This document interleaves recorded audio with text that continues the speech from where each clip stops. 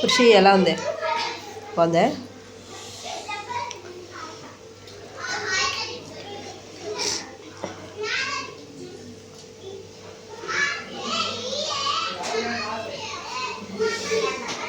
ఎలా ఉంది బబ్లు? బాగుందా?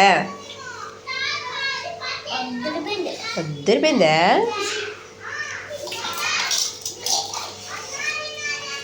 ఎలా ఉంది బాబా? బాగుందా? బయట చేసే కన్నా ఈడే బాగుంది. బాగుందా? హలో అందరికీ, అస్సలాం వాలేకుం.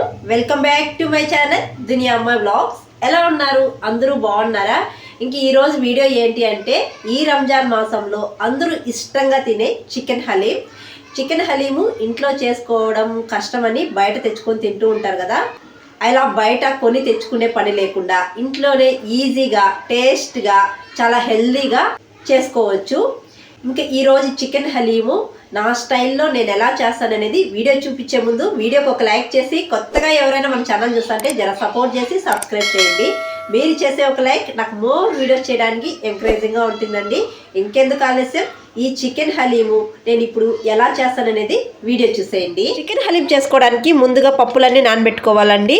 నేను పప్పులన్నీ ఈ చిన్న స్పూన్తో అయితే కొలిచి తీసుకుంటున్నాను. ఎందుకంటే నేను 300 గ్రాములు చికెన్ తీసుకున్నాను. తక్కువ క్వాంటిటీలోనే చేస్తున్నానండి. 300 గ్రాముల చికెన్కి పప్పులన్నీ ఈ స్పూన్తో కొలిచి తీసుకుంటున్నాను. ముందుగా అయితే 300 గ్రాముల చికెన్కి 1/4 కప్పు రవ్వ తీసుకున్నానండి. మీరు ఎర్ర గోధుమ రవ్వ కూడా తీసుకోవచ్చు. రెండిట్లో ఏదో ఒకటి వేసుకోవచ్చు. 1/4 కప్పు అయితే తీసుకున్నానండి. తర్వాత పచ్చిశనగపప్పు 1/2 టీ స్పూన్ వేసుకుంటున్నాను. తర్వాత కందిపప్పు 1/2 టీ స్పూన్ వేసుకుంటున్నాను. తర్వాత ఎర్ర కందిపప్పు అండి, ఇది కూడా 1/2 టీ స్పూన్ వేసుకుంటున్నాను. తర్వాత మినపగుళ్ళు అండి, ఇది 1 స్పూన్ వేసుకుంటున్నాను. తర్వాత పెసరపప్పు అండి, పెసరపప్పు 1 స్పూన్ వేసుకుంటున్నాను. తర్వాత బాస్మతి రైసు 1 స్పూన్ వేసుకుంటున్నాను. తర్వాత అటుకులు కూడా 1 స్పూన్ వేసుకుంటున్నాను. ఈ పప్పులన్నీ వేసుకున్నాక వాటర్ పోసి బాగా కడుక్కుండేయాలండి. 2 సార్లైనా బాగా కడగాలి ఈ పప్పులన్నీ. 2 సార్లు బాగా కడిగి మూత పెట్టి కనీసం 2 గంటలైనా నానబెట్టుకోవాలండి పప్పుల్ని. తర్వాత ఇంకో కప్పు తీసుకొని కాజు పప్పులు 1 స్పూన్ దాకా వేసుకోవాలండి. తర్వాత పుచ్చపప్పు అండి, ఇది కూడా 1/2 స్పూన్ వేసుకుంటున్నాను. తర్వాత నువ్వులు, ఇవి కూడా 1 స్పూన్ వేసుకుంటున్నాను. ఇవన్నీ వేసుకొని ఈ పప్పులను కూడా 1 గంట లేదు 1.5 గంట నానబెట్టుకునేయాలండి వాటర్ పోసి. ఈ పప్పులన్నీ బాగా నానిపిన తర్వాత చూపిస్తాను. 2 గంటల తర్వాత చూపిస్తున్నాను చూడండి. ఇప్పుడు దీన్నంతా మిక్సీ జార్లో వేసుకొని మెత్తగా మిక్సీ పట్టించుకునేయాలి. ఇలా మెత్తగా మిక్సీ పట్టించుకొని పక్కన పెట్టుకోవాలి. చికెన్ హలీం చేయడానికి నేను 300 గ్రాములు చికెన్ తీసుకున్నానండి. బాగా శుభ్రం చేసుకొని పక్కన పెట్టుకోవాలి. ముందుగా చికెన్ హలీం చేసుకోవడానికి స్టవ్ పైన కుక్కర్ పెట్టుకొని నెయ్యి అయితే వేసుకుంటున్నానండి. నేను నెయ్యి, ఆయిల్ 2 వేసుకుంటున్నాను. మీరు కావాలంటే ఆయిల్ 1 వేసి చేసుకోవచ్చు. ఆయిల్ హీట్ అయిన తర్వాత ఈ గరం మసాలాలు అండి, చెక్క, లవంగం, ఇలాచి, మిరియాలు, షాజీరా, తర్వాత 4 పచ్చిమిర్చి సన్నగా కట్ చేసుకొని వేసుకోవాలి. పచ్చిమిర్చి వేగిపోయిన తర్వాత అల్లం వెల్లుల్లి పేస్ట్ వేసుకోవాలండి. నేను 1 స్పూన్ అల్లం వెల్లుల్లి పేస్ట్ వేసుకుంటున్నాను. వేసుకొని పచ్చివాసన పోయేదాకా వేయించుకోవాలి. అల్లం వెల్లుల్లి పేస్ట్ వేగిపోయిన తర్వాత 300 గ్రాముల చికెన్ వేసుకునేస్తున్నాను.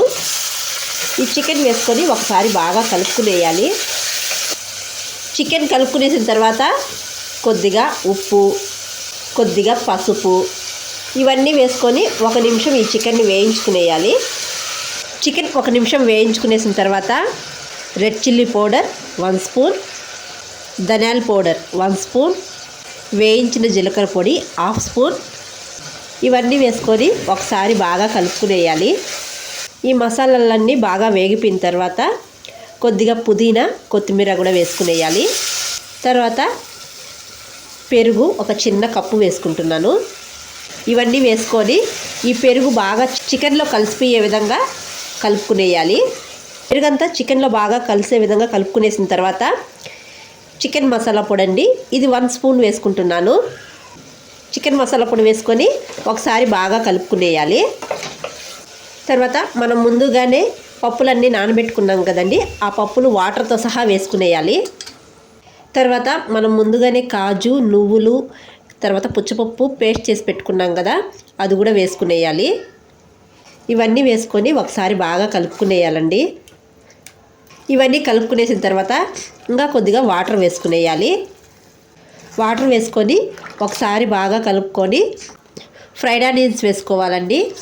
ఫైనల్గా ఫ్రైడ్ ఆనియన్స్ వేసుకొని కుక్కర్ మూత పెట్టి విజిల్స్ అయితే పెట్టుకునేయాలండి. కనీసం 6 నుండి 8 విజిల్స్ అయినా పెట్టుకోవాలండి. చికెన్ అనేది మెత్తగా ఉడికిపోవాలి. మనం వేసిన పప్పులు కానీ ఇవన్నీ మెత్తగా ఉడికిపోవాలి. నేనైతే 8 విజిల్స్ పెట్టుకుంటున్నాను. 8 విజిల్స్ తర్వాత చూపిస్తాను. 8 విజిల్స్ అయితే పెట్టుకునేసానండి. 8 విజిల్స్ తర్వాత మూత తీసి బాగా కలుపుకునేయాలి. ఇప్పుడు ఈ చికెన్ని బాగా మెత్తగా మెదుపుకునేయాలండి. ఇలా పప్పు గుత్తో కానీ బ్లెండర్తో కానీ బాగా మెత్తగా మెదుపుకునేయాలి చికెన్ని.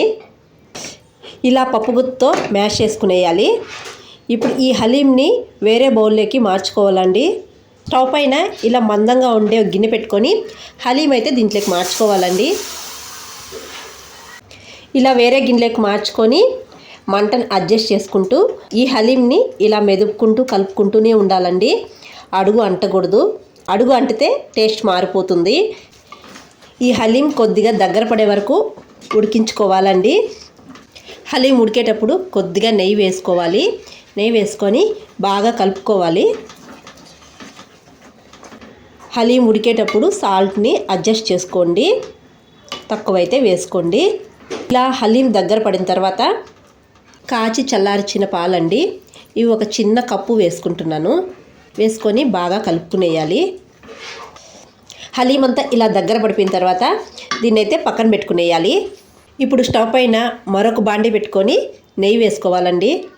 నెయ్యి హీట్ అయిన తర్వాత కొత్తిమీర, పుదీనా వేసుకోవాలి.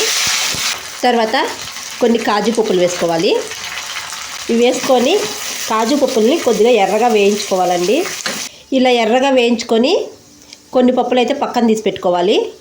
ఇప్పుడు హలీంలో వేసుకునేయాలి. మనం వేయించుకున్న కాజు పప్పులు అంతా వేసుకొని కలుపుకునేయాలండి.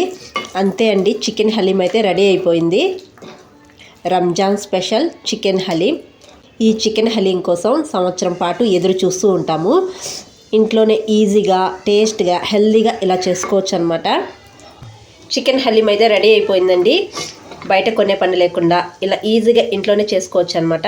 రంజాన్ స్పెషల్ చికెన్ హలీం మీరు కూడా ఇలా ఒకసారి ట్రై చేసేయండి. తక్కువ క్వాంటిటీలో ఇలా వేసుకోండి. మీరు ఎక్కువ క్వాంటిటీలో చేసుకునేట్టుగా అంటే కొన్ని పప్పులన్నీ డబుల్ క్వాంటిటీలో వేసుకోండి. ఈ చికెన్ హలీం వేడిగా తింటేనే చాలా బాగుంటుందండి.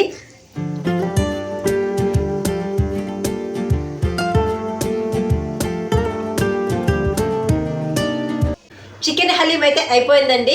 చూసారు కదా, చికెన్ హలీము ఇంట్లోనే ఈజీగా, టేస్ట్గా, హెల్తీగా ఎలా చేసుకోవాలో మీరు కూడా తప్పకుండా ఒకసారి ట్రై చేసేయండి. ఇలా చాలా బాగా కుదురుతుంది. నేను తక్కువ క్వాంటిటీలోనే చేశాను. మీరు ఎక్కువ క్వాంటిటీలో చేసుకునేట్టుగా అంటే పప్పులన్నీ డబుల్ క్వాంటిటీలో వేసుకొని చేసుకోండి. చాలా బాగా కుదురుతుంది. ఇప్పుడు టేస్ట్ చూసేద్దాం. వేడిగా తింటేనే చాలా బాగుంటుందండి. చాలా బాగుందండి. మీరు కూడా ఇలా ఒకసారి ట్రై చేసేయండి. చాలా బాగా కుదురుతుంది. అలాగే ఈ వీడియో మీకు నచ్చినట్టయితే మీ ఫ్రెండ్స్కి, మీ రిలేటివ్స్కి షేర్ చేయండి. అలాగే ఈ వీడియోకి ఒక లైక్ చేసి, కొత్తగా ఎవరైనా మన ఛానల్ చూస్తుంటే జర సపోర్ట్ చేసి సబ్స్క్రైబ్ చేయండి. మీరు చేసే ఒక లైక్ నాకు మోర్ వీడియోస్ చేయడానికి ఎంకరేజింగ్గా ఉంటుంది. మరొక వీడియోలో మళ్ళీ కలుద్దాం. అంతవరకు to follow Duniya Mai vlogs. Thanks for watching. Bye.